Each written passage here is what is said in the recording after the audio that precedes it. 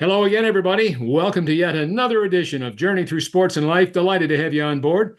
Going to be around for close to an hour, sharing with you all that goes on in the great world of sports. Of course, the Olympics, first and foremost this summer from Paris, France. But here in the US of A, we're talking football because the baseball season continues, but the football season is underway as far as the preseason and what lies ahead, training camp, and you know what that's all about. Year in and year out of the National Football League. I'm Scott Murray, along with Marjorie Lewis and Marnie Schneider, and we're delighted to say hello, girls. How are you? How's the Doing summer great. going? Yeah, nice to see you all. Well, I thought you might both be in Paris, watching being a part of the Olympics. You're not taking part this year? Not this year. No. I'm actually I've been in Paris, but not for the Olympics. I went there for the food. Yeah, I understand. And I'm not in Paris, but some people would say that this is better than Paris because I'm in Canton, Ohio, at the Pro Football Hall of Fame. So Exactly depending right. on, I think I'd rather be here than in Paris. Yeah, it's quite the place. As a matter of fact, I think all four of us have been there, and I'm talking about the fourth member who we have yet to introduce, the bearded wonder, ladies and gentlemen. Check him out. I even without the number 30 on his jersey, I still know from that bearded. Look at that, Timmy Newsome, my friend. How are you? Former Dallas Cowboys great. I'm doing well, Scott. How are you? Well, good. You know, we talk about Canton, Ohio. Before we get to some of the other topics on the conversation here today, when I say Canton, Ohio, what's that mean to you? You've got a lot of friends that have been a part of that over the years. The Roger Staubachs and the Troy Aikmans, right? You know, it's a culmination of a great career by a lot of great football players. And one of the highlights of my life is to see Drew Pearson being inducted a few years ago, and Cliff Harris went in, and Jimmy Johnson went in that same year. That was a year that they had two ceremonies in just one weekend. So that was an extraordinary experience. Yeah, it really was. When you go to Canton up there in Ohio, what's the most exciting thing to you, aside from seeing, as you said, all the guys that you played alongside of?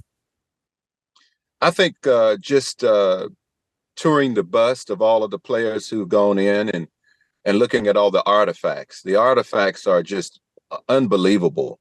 Football has a rich history, and it started in that part of the country. And to see all of the different equipments and the evolution of them is just extraordinary.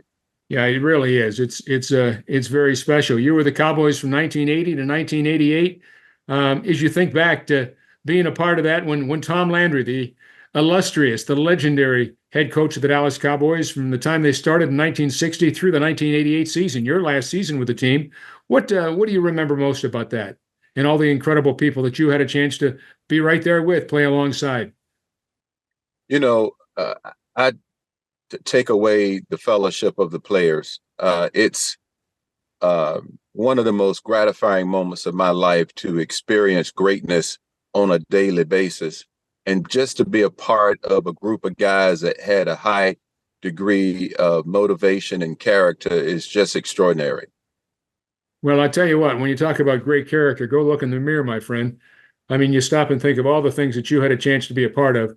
I think of the very fact that it's over 30 years, over 3 decades that you were playing on the team, and all that you have done, off the field, and all that you continue to do ever since you came out of Winston-Salem State University, and just really, and aren't you a part of the what's the Hall of Fame, the Collegiate Hall of Fame? Is it with the black Hall Well, of Fame? I'm a member of the Black College Football Hall of Fame and That's then what the I North thought. Carolina Sports Hall of Fame. That's what I thought. Well, that's Yes. pretty good stuff, my friend. And yet you all Yes. in Marjorie, you were covering the Cowboys when Timmy That's was right. playing. Yes. You remember just what a great football player he was, but more importantly, what a classy and kind individual he was. Oh, yeah, definitely. And so it was always fun covering Timmy's career because, Timmy, you were one of those guys that did the hard work, but didn't always get the cheers. You were opening up the lanes, and you were the lead block for some really outstanding running backs that would maybe score the touchdowns and get the first down. So you didn't always get the glory, but you did all the heavy lifting and did it very, very professionally and very quietly. Yeah, with great Well, integrity. thank you. Thank you.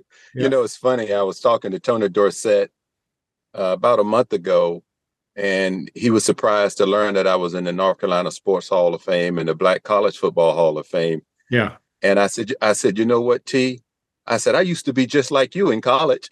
Yeah, He exactly. laughed. Exactly. I bet that was hard to give it up. It's probably fun to hear the cheers. What did he say? It was difficult. It was difficult, but you know, I became a role player and I enjoyed that role. What did he say when you told him without that? guys like you, the other guys don't get in the Hall of Fame. So I would That's right. imagine when someone you blocked for gets into the Hall of Fame, that's a big shout out to you too, whether your bust is in there or not, because you're the one that made it happen to a large degree. It is. It's very gratifying to see him get in, particularly. But you know, he had such an illustrious career at every level, and to be alongside of him in the same backfield was just unbelievable. Well, and you talk about about that. I remember being in Canton when Emmitt Smith was inducted into the Hall of Fame. And one of the first things he did, and I was sitting next to Diane and Daryl Johnston, the Moose. And one of the first things he did was make note of, I'm up here, but because of a lot of great players that I was alongside, like that guy right there. And he mentioned Daryl by name and pointed to him. He says, I don't know if I'd be here, because he was the fullback, but he opened up the doors for me in so many, opportunities, and it just made a difference. Just exactly what you're talking about, Timmy. Yeah, so that makes me wonder, did you keep track of how many touchdowns you were the lead block for? The way they keep track of how many touchdowns they score? No, actually, I didn't. And I have never thought about it like that. It was just a responsibility that I had that I took pride in, and that's pretty much it. Yeah, that's not your personality at all. I'm not surprised that you didn't keep track of it like that, because that just isn't you, Timmy. So good for you. No. Marnie, jump in here, our friend. When we were cheering for the Cowboys, she's up in Philadelphia with her grandfather and her mom. As and you well know who Marnie is. Her grandfather, a former owner of the Philadelphia Eagles, the rival of the Cowboys. So jump in, Marnie. Well, obviously, and Timmy and I have, become great friends over the past couple of years because he has such a great story. So it's hard to not like somebody that might have made you cry when you were younger, which Timmy definitely did. I was like, oh no, Timmy he's out there again. Like, stop this guy.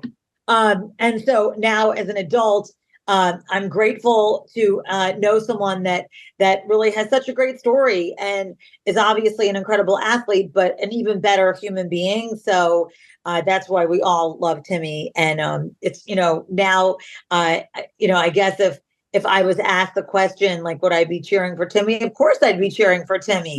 Like, that's how that goes. So yeah, I think that it's amazing. And being here in Canton and seeing the impact that you've had on the game, Timmy, because so many people are here to celebrate their favorite players and their favorite teams. And that doesn't happen without number 30, Timmy Newsome. It doesn't happen. Like last night at the Hall of Fame game, Tony Dorsett, did the coin toss. And again, he's not in the Hall of Fame. It's everybody has to work together to get where they want to be. And that does not happen without an incredible team and an incredible fan base and incredible coaches and good reporters writing really mostly positive stories about what's going on. Yeah, mostly the reporters. Just.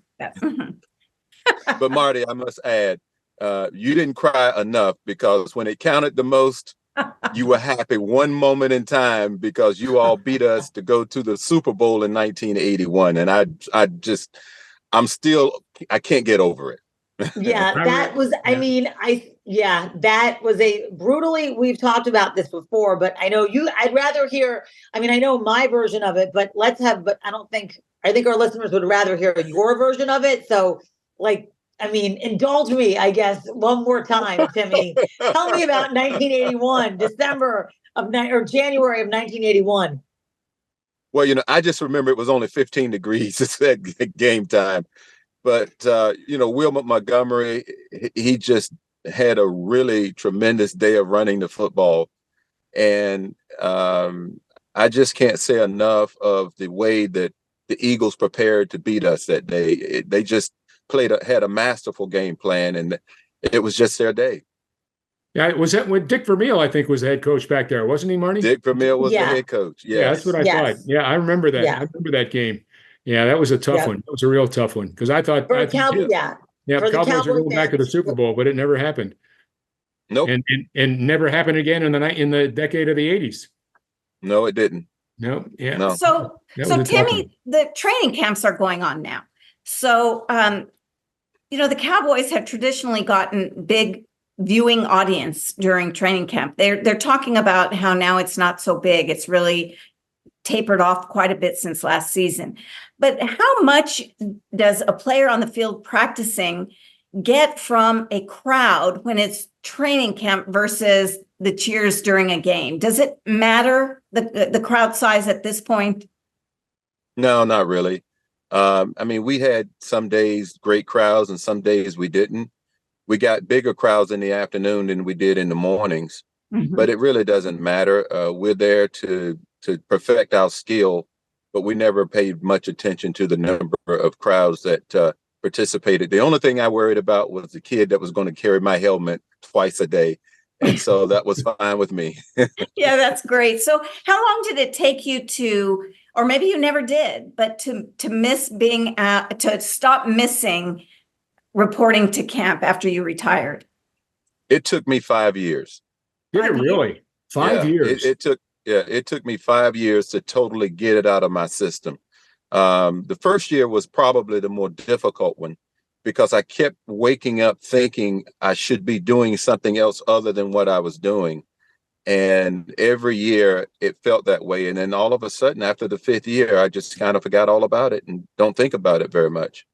Mm-hmm. Isn't that interesting? What is it that you miss most? The preparation. Yeah. Right. Yeah, the preparation and just having an opportunity to visit with my teammates for a 6 weeks during that period of trying to perfect all of the plays that we have to put in. We put in everything that's in the playbook and just being around them on a daily basis. A lot of people don't understand or know this, but there were 8 guys in a room my rookie year, and then there were 4 guys to a room for all of the subsequent years, and I loved it. You're serious? 8 guys were all in one room? In one room my rookie year. Wow. Yep. And the loneliest thing was to see guys get cut one by one, and then all of a sudden it went from 8 to 2. Wow. Yeah. Mm-hmm. And so we were occupying a room, just the 2 of us, and that's how it ended up at the end of my rookie training camp. So how is that when you know you're competing with somebody for a position? Are you a little bit maybe distant or kept from creating a friendship, or does that not interfere, or even, and not only a friendship, but guidance and that kind of thing? Always knowing that there's a roster spot, there are so many roster spots. Not really. It's funny, at every level, when I was competing against guys for a starting job, we never had an animosity kind of a feeling or flavor about what we were trying to accomplish. Football is such a demanding physical sport and mental sport that you just don't have time to worry about those things. You just try to execute the plays that are called and do it to the best of your ability. And then at that point, you just hope for the best and see what happens. So I have one more, and then Marnie, I'll throw it to you. But what about the way training camp runs? Since we're in it now, and it's several weeks, and then you've got all these preseason games, is there every moment is necessary, or is there some pieces to this whole process that probably are a little bit overkill? It's easier now than it was when I played.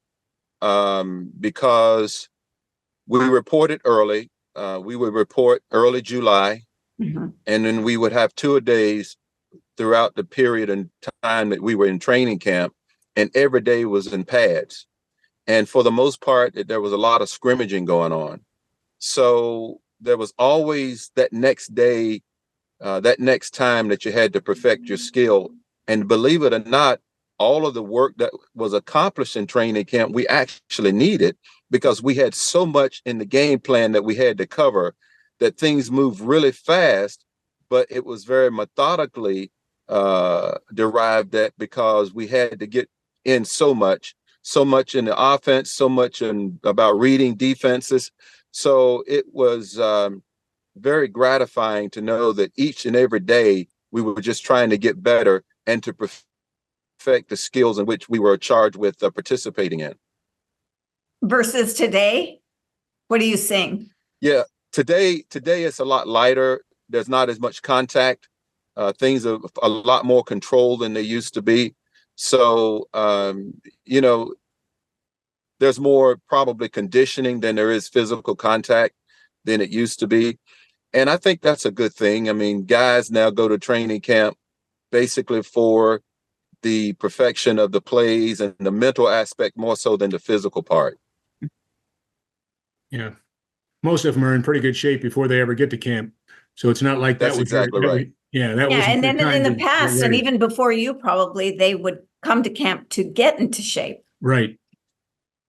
Yeah, but the Cowboys were very instrumental and forward thinking.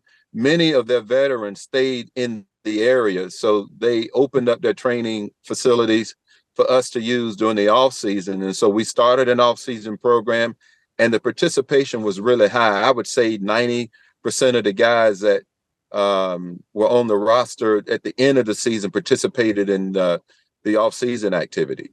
That's a great point. I remember when the Cowboys moved from their initial practice, and when they went to Valley Ranch, they moved to Valley Ranch. I think it was in 1981 or 82, and it was amazing how just so many guys were there in the off season. I'm going, guys, take a break. It's you play in September to December. What's going on? It was unreal. So your point's extremely well taken. I agree with you. It's a good point. Yeah, and I have to give a lot of credit to the late Bob Ward. He was a strength and conditioning coach who ran the off-season program in that regard. I rarely saw coaches, except during quarterback school, that were really out trying to implement anything about the game plan. It was mostly strength and conditioning, and he was the one that orchestrated everything that we did in the off-season. Yeah, Bob Ward, one of the ultimate gentlemen, just a great guy. Yeah, he was a dear friend to us all. Yeah, he sure was. He was special. Marnie, jump in. Yes. So, Timmy, what was your favorite part about playing professional football? There were probably many, but maybe one or two things that were like, this is cool. I would have to say the away games and the preparation of traveling to the next city to experience not only the city, but the different stadiums. I really enjoyed the preparation of having to go someplace else to play football. And I take away a lot of pride in us being somewhat idolized when we would get to the hotel and there would be a lot of fans waiting for us to cheer us on, regardless of where we went. And I thought that was pretty cool. Yeah, especially in Philadelphia, right? That's exactly what I was going to say. Sorry, Marnie. Right out of my mouth. I know. All right. But that's what makes football so great, are the division rivalries and having that competition and going to a game and cheering on your favorite player or your favorite team or whatever it is. That's what we love about sports, and what's so fun. And what's so exciting, and why I think everybody loves to come to the Pro Football Hall of Fame, because you get to see those things, really how it all started. And like, again, it's a very small group of people that are in the Hall of Fame, but yet they all recognize that they would not be there without the incredible support of their teammates. And I think that that's what makes the speeches so wonderful here, is that it's not about, what they've done. It's about what everyone else has done to support them in their mission to get to where they, to get to Canton. You're exactly right. Football is such a compartmentalized kind of a sport I've got maybe a 5-yard window of the things that I have to accomplish, and I have no idea what's happening on the other side of the field. As long as I get my job done and be responsible for that area, then I can be successful and the team can be successful. You talk about the going to the different cities, and you really enjoyed going to away games. 3 cities or 3 stadiums or 3 areas that you as a Cowboy traveled to during the decade of the 80s. How about it? What are the 3 favorites? Washington, San Diego, and Denver. And why for all 3? The fan support. Okay. The fan Did support. any of those ever feel like a home game? The fan support was so big? In a way, except Washington. Washington was a little different in that you get up on Washington and the place just got quiet. And so that was a little kind of eerie feeling to see how quiet it could get once you got up on them. And that was at RFK Stadium in Washington. It wasn't in Maryland. Yeah. That's exactly right. Yeah. The fans in Denver were just extraordinarily enthusiastic about watching great football. Mm-hmm. And then San Diego, I just like the weather. Oh, yeah. The old Jack Murphy Stadium. Yeah, I remember that one. Mm-hmm. How about going to the weather there? How about going to Green Bay, Lambeau Field? I remember the first time I went there, I'd been to, most of the stadiums. The only one I had yet to go to was Green Bay. And so I made sure that next time the Cowboys played, I was going to make sure I went to Green Bay. And just the whole, Bart Starr, Vince Lombardi, just the legacy and the history that was there. I felt that way too, Scott. Really? Yeah, that was really something. Yeah. It's funny when I played, the one time we played in Green Bay, we played in Milwaukee. Oh, so really? I never got to play at Lambeau Field. It was always in Milwaukee.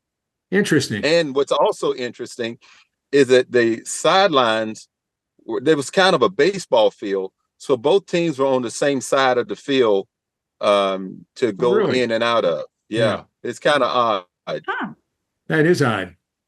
That is crazy. I remember feeling that way about Soldier Field also. What about you with Soldier Field, the history and all? Well, Soldier Field you could tell that it had a lot of nostalgia to it because there's a part of it that they just kind of cut off and kind of made a bowl out of. Mm-hmm. But when you drive in, the old part, you park the buses in and go in and that sort of thing. But by the time we got there, they have turfed it up and things of that nature. I didn't particularly care for the field, but the atmosphere was good. Yeah. Interesting. I don't want to talk about this upcoming season yet. I was going to wait till the end, but as long as we're talking about the Packers, to me, of all the games, and I covered the Cowboys for close to 30 years, and I'm thinking to myself, what is what's going on here? When I saw that game last year, the one that the Cowboys lost in the opening round of the playoffs to the Packers, I thought was the worst performance by a Cowboys team I think I'd ever seen. Knowing what was on the line and knowing where the expectations were at that point, I just thought, oh my gosh, everything that could go wrong seemed to have gone wrong in that game. And I just wondered, as you come off a season like that, or that's the way your season ends, even though it was a pretty good regular season, to lose to somebody like the Packers as they did in the form that they did, I just wondered how you prepare, come off that season and that tough disappointment on the final game of your final game, because that's it. It's in the playoffs, and how you prepare for what's coming up this year. I saw Dak interviewed the other day on TV, and he kind of we're expectations. We hope that this is going to be good, but it was really interesting to listen to him because I was thinking about that game last year and how I thought that was just going to be the beginning of new things here in the next couple of years. So just your thoughts. Well, when you have this expectation of being anointed something, mm-hmm. you believe it surreptitiously in a way that you shouldn't. Okay. And, the Packers, their coaching staff was very familiar with the coaching staff of the Dallas Cowboys. Right. And so I think they did a better job of preparation than the Cowboys did at preparing for them. Great point. Simply because the Cowboys just felt like they were playing at home. They just come off of a really good regular season. Right. And the mental part of it just wasn't what it needed to be in thinking okay, well, we'll just get past them and go on to the next one. And football, pro football really doesn't work that way. Mm-hmm. Great point. Great point. Marjorie, Marnie?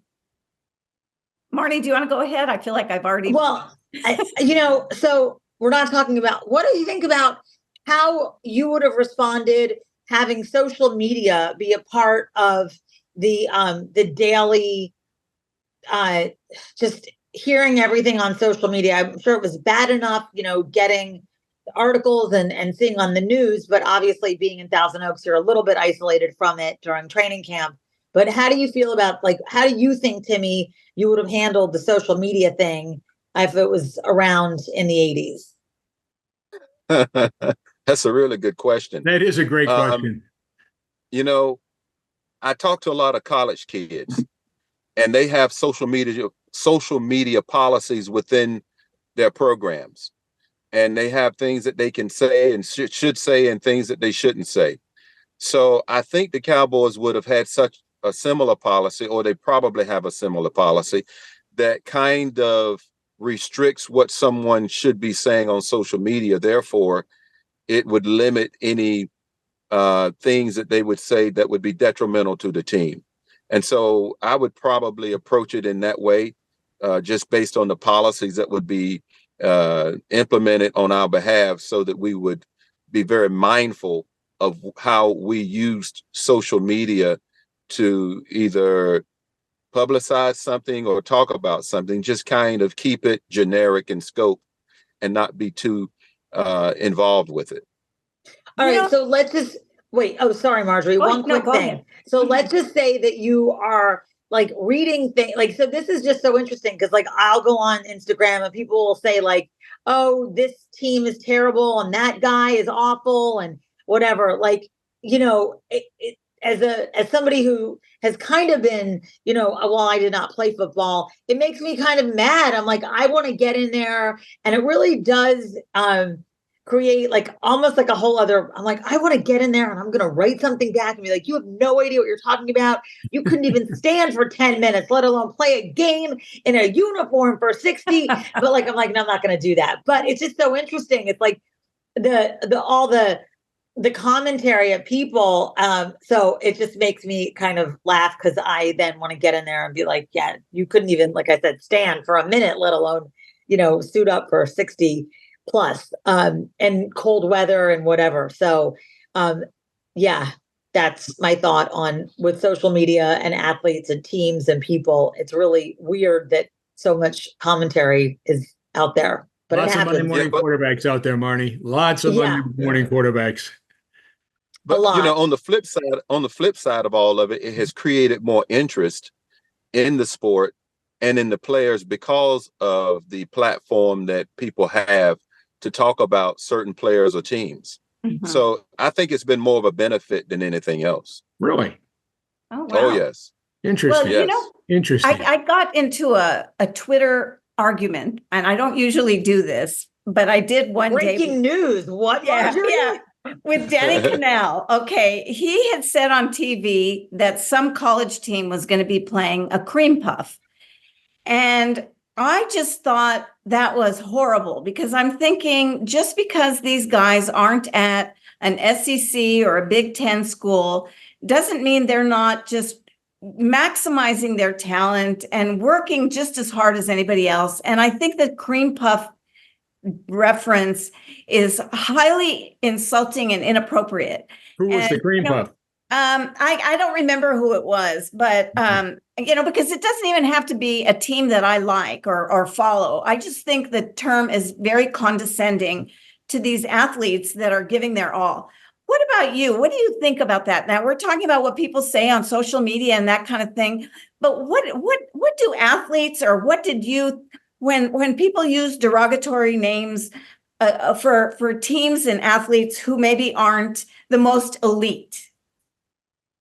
It's funny. Nick Saban was asked that question a few years ago about Alabama.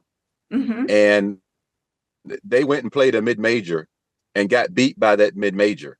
And he went on to say, and he said, I tell you guys, we had about 20 guys that were either first or second round draft picks. And he said, they went out and just whipped our ass. And he said, if you want to sit here and just look over somebody, you do that. But that's not my job as a head coach, because we have to respect everybody that comes on the field. Mm-hmm. And that was his response to losing to a mid-major. Interesting. Yeah, so I don't remember that, but because I can't remember when Alabama lost to a mid-major, but I would agree with that. But, again, I've never been on a football field. I've never been an elite athlete going against somebody that couldn't make it at the level that I'm at, but still might beat me. But some of these terms are I find just over the top. Well, I played at a Division II college, and we never played a Division I program, but I always felt like we could probably compete with the Division I program. But when it came time for my evaluation as to whether I could play at the next level, it never really entered my mind as to whether or not they were significantly better than me. Mm-hmm. I just felt like they just, maybe they got a chance to play major college football and they did very well at it. But when I got to training camp as a rookie and I saw the talent that was around me, it didn't seem to me that I was overwhelmed by any stretch of the imagination. And I just regarded it as something that I had to do to make the team, and I didn't worry about it. I think that's great. And and I would hope that a lot of these mid-majors that are going into these powerhouses look at it that way too. Very good. Yeah, I love college football, and I'm afraid that it will implode. Yeah, like, Marnie's daughter goes to Appalachian State. Appalachian State. Well, they beat Michigan. Yeah. Mm-hmm. A few years ago. Watching that. Mm-hmm. And, everybody was shocked that they beat Michigan, but it happens. Right. Yeah, it does. No question. Timmy, let me play off some of the things that you're sharing here with us. You talk about how you prepared, and it didn't matter if you were at a Division II school, you still felt that you had the competitive spirit and the ability to get in there and give them a good run for their money. And if you won, that was huge. And if you didn't, at least you gave your very best and did what you could and kept it in a positive, productive, direction all the time. So that said and done, and I've always felt this about you. I'll throw a couple of tulips your way, as they say. I've always been impressed by the way you handled yourself up here. And there's a lot of football players that have the physique. That's a tough one, folks. Physique, but just upstairs are not as mentally, their mental abilities to stay positive, productive in a very productive way, mentally as well as physically, isn't always there. And I always thought that you were just, you were confident within yourself. You knew what you had to get done. You knew how you were going to do it, and you did it in a positive, productive way. And with great respect for the teammates that you were with and those that you were against. So that said and done, I just wondered, where did that come from? Was that your family, your parents, just your school? Did you have a coach that you look back and he changed my life? And then that said and done, what it is that you would share with youngsters today, young people that say, hey, I'd like to be the next Timmy Newsome. Hey, I'd like to be like number 30 someday and play like Timmy did with the Dallas Cowboys, and then be a part of the career that you had. What comes to mind? Well, I'll harken back onto my high school days. I was what was considered an all-conference player. In this area, they call them all-district. Okay. And some of those guys went to Division I programs. And I always felt as though that I was at least their equal coming out of high school. Mm-hmm. I was just a little bit undersized and didn't have the number of high capacity carries or accolades that they had. But I also knew that I was going to grow into my body. I just needed time. And so when I got to college, I continued to work on my craft. I continued to do all of the things that was required of me by my coaches. And at the end of the day, I felt like if I did all those things, that I could be right there in the thick of things and play at the next level. But it wasn't something that I was consumed by. It's just an expectation that I had. If I kept doing the things that I needed to do, I would be right where I needed to be at the end of those 4 years in college. And that's kind of what happened. Totally makes sense. So that said and done. And that may, I'm not surprised by what you just shared with us. So then looking forward, somebody comes up to you today and says, How did you do it? How do I stay positive? How do I know that I'm going to be a part of something really special? I'm watching the Olympics the last week, and these kids, wow. They showed one little kid that was like 5 years old, wanted to be an Olympian someday, and here he is, vying for a gold medal. I mean, and the mom and dad are in the stands. I mean, it's like you couldn't write a movie like that. So I just wondered, what's the message that you would share with kids today that would like to follow in your footsteps and play pro football or any pro sport someday? Well, first and foremost, you have to learn to enjoy the journey. The destination is one thing, but having the fortitude of getting up in the morning and working out when nobody's watching, running when nobody's watching, doing all of the things that you have to do when nobody really cares but you. And if you enjoy that journey, that destination will take care of itself. And so that's one of the things I try to say to young kids is you've got to be able to put the work in to get to that destination. And if you don't, it's going to be pretty precarious getting there once you do, if you get there at all.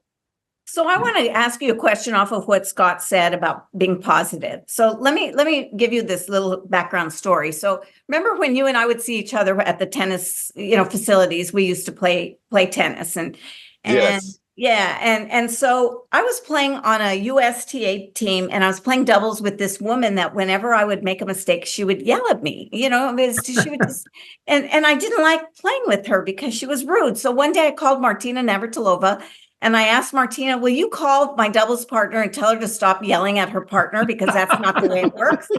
And so Martina called her and said, stop yelling at Marjorie. That's not the way it works. And so that leads me to my question.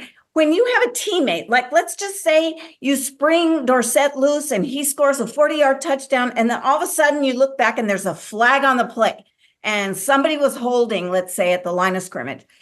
How do you stay positive and not get mad at your teammate, or at least feel a little bit of like, why did you screw up? How do you handle that? I've always been a next play kind of a guy. I'll give you a prime example to your point. We were playing the New York Giants up in the Meadowlands, and we had come out, probably 6-1, 7-1, and we had to play the New York Giants. And it was like 3rd and 25, and I catch a 40-yard pass, and Phil Parks-Derrick gets called for holding. And so that gets negated, and we go back, and of course we had to punt, and we lose the game. And so I went up to Phil. I said, Phil, don't worry about it. This is just one game. We've got 7 more games to go, and this is just one of 7. So just don't worry about it. That's great. So you kind of offer encouragement. Are your teammates always that way? For the most part. I mean, you get guys that might say something negative, but as an individual, if you don't have confidence in yourself, you're certainly not going to expect other people to have confidence in you sometimes. And so you've got to depend on you to get that confidence and feel comfortable about the things that can happen, because it goes back to your point of the press and people out in public. You're gonna hear a lot of things, but if you can drown out all that noise, then that's really half the battle, because you know about you know what you have to do. And to get that job done, you have to put in the time and the work and enjoy what you're doing well enough to overcome that negative flavor that can permeate an environment. Well, you have to lift up your teammate, I guess is what I'm saying, hearing you say, because like in 86, Parks-Derrick went through a really rough patch. I mean, I could still hear number 75 over and over again, the flags, that's number right. 75. And I remember at the time having to talk to him about it and what was happening with technique and why was he struggling. And now you'd have social media, you would compound that and it would be horribly out of control. Yes, so there's it seems like a bigger responsibility for teammates to lift each other up when the noise can get so loud. Well, you have to do it, because if you do the other thing, it's going to at times not be a positive experience, because now they really believe that they're not very great. Right. So you have to lift them up and give them a positive frame of mind in order for them to be successful. But I would think down in your gut on that play, though, you were really like, ugh. Yes and no. I mean, it happens. I mean, human nature, it just seems. Yeah. You might not, Timmy, but Marjorie certainly would. Am I revealing? Well, I would just go back to the huddle and say, okay, Steve, throw that pass to me again. That would be the way I would approach Yeah. it. Yeah. Yeah. Marty, jump in. Well, I think that also now with social media that people don't have a chance to really mature into their career as an athlete, because it used to be where you had maybe a little bit more time to develop and people weren't going to notice who you were and they weren't going to be saying things. And now it's like immediately, if you're not doing big things on the field and making all these things happen and showing up exactly as who they fantasize you're going to be, then they're quickly saying you're not good or you can't do it or let's trade him or whatever. So I think the timeline to develop into who you really are as an athlete is way shorter than it ever was. So that definitely, I think, changes people probably in the huddle, and their patience level and their temperament with their teammates might be a little bit different than it was, Timmy, because they feel like their careers are on a much shorter timeline. Well, there's no question about it. And money drives a lot of it. If you give a guy a lot of money early and they are just not working out, their careers are ostensibly over, or they get bounced around a lot of different places before they leave the league. But they get this huge contract and they don't basically pan out. That's probably the worst scenario that can happen to an athlete as they are trying to find their way into a professional sport and establish some consistency. Two quick questions I've got here, Timmy. First of all, years from now, people say, "Oh, who's that? Number 30? Is that Dallas Cowboys, huh? Back in the 80s?" Okay. Yeah. Timmy who? Newsome? Oh, no kidding. So how would you like to be remembered? He gets an Oscar for that. Yeah, that's right. That's right. You got it. What are you proudest of all that you've been a part of and all that you continue to be a part of with your technology business that you do? I mean, a lot of guys say, "What am I going to do after my football career?" You've parlayed it into a great business. I just wondered, what are you proudest of, and what do you want to look back as your legacy when somebody says, "Timmy Newsome"? What do you want them to say? I was at a function a couple years ago, and my college head coach was at this banquet. And there were guys there from places that he had coached other than Winston-Salem State. And one of the remarks he made about me, he said, "Timmy Newsome is the most disciplined player that I ever coached." And he said that in a room full of a lot of athletic luminaries. And I would have to say that I was very disciplined in my approach. I did what was asked of me. I never complained about, the number of carries or how I was going to be utilized. I was always ready to play at a high level, regardless of what they asked me to do. And so that's the way I approach my business today. And that's the way I approached athletics when I was playing. And that's why you have the great reputation, not only as a great football player, but maybe even more importantly, as a great individual, because you are. And that's the kind of people that like to surround themselves with other people like that are just positive, productive, are very passionate about who they are, but they do it in a polite way with integrity and just, kindness, courtesy, and respect. It's what it's all about. And you do that well. So good for you. Thank you. Good for you. The next question is, and we've only got about 6-7 minutes left here. Dallas Cowboys, 2024. What do you see? Don't laugh when I ask the question. You already answered it. I'll say this. They've got at least 10 Pro Bowl players on that roster. They are a very good football team. I'd say over the past 10 to 15 years, they're probably the 6th winningest team in the National Football League. They have the talent.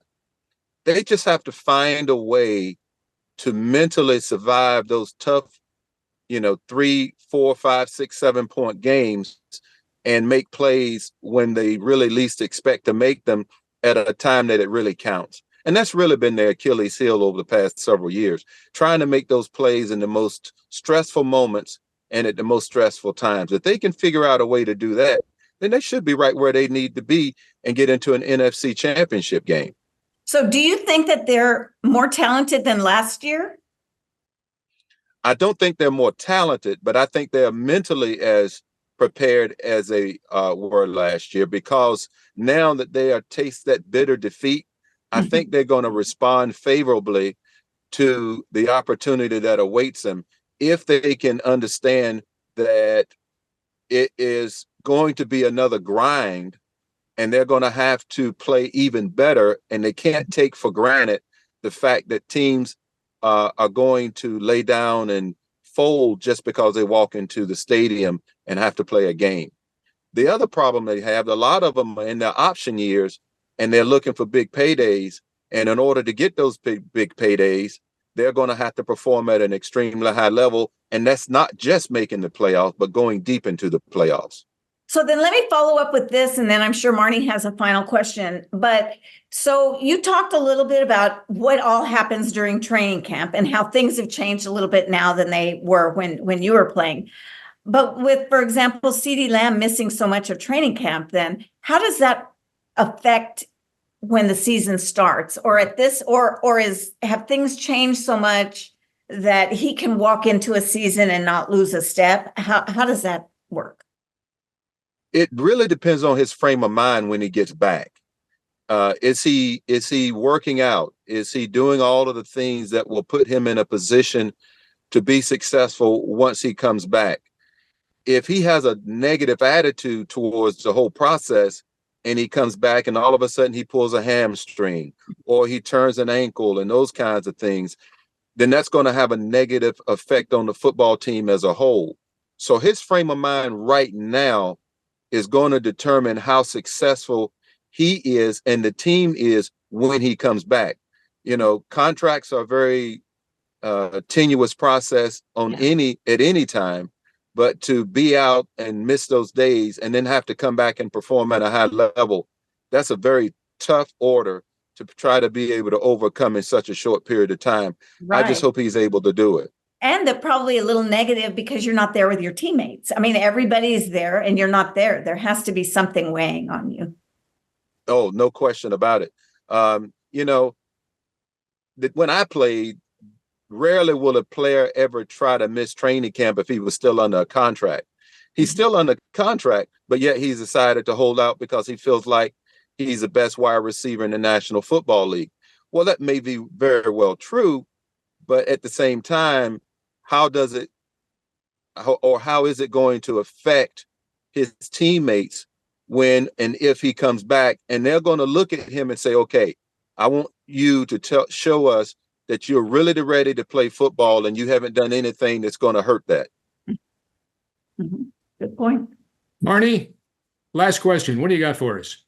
Well, you know, Timmy, thank you again for always, you know, saying yes and suiting up to join our show and being a great sound mind and a really positive attitude about football and discipline and giving our listeners some good messages.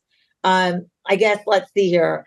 What do you think do you have a prediction as to how many wins and losses the Cowboys are going to get this year? Well, they've won 12 games the past 3 seasons. Mm-hmm. I see no reason why they can't do that again. They have a lot of guys on that roster who can play at a high level at a moment's notice. So I look for them to win 12 football games. And hopefully, once they get to the playoffs, they'll get in the proper frame of mind and get us to at least an NFC championship game. Is the 12 enough to win the division? That's going to be really tough. Mm-hmm. You know, they've got Philadelphia to contend with. They've got Washington to contend with, whose coach is now there. That was the defensive coordinator. Mm-hmm. New York is not going to be too bad. So it's going to be tough.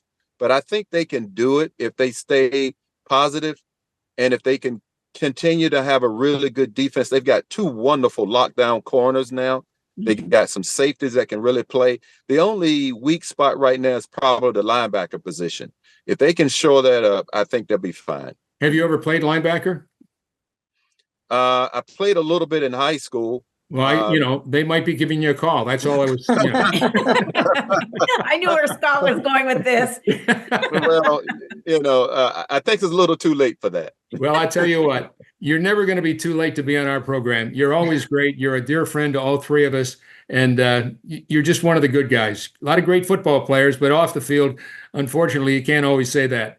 but you're just as kind and maybe even better individual off the field than you are a football player, and that speaks volumes. So Timmy, thank you. On behalf of Marnie and Marjorie and yours truly, a giant thank you. You're a great friend, and we appreciate your time today.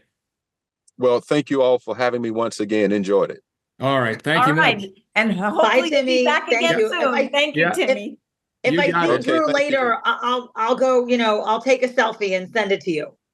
Please. Thank Yes. All right, yeah, to He all loves three to of us. heckle the fans and tell everybody if they don't like the Cowboys, you. get out of here. That's what he Get says over all it. the time. Get over it. They And know I especially- am. And especially number 30.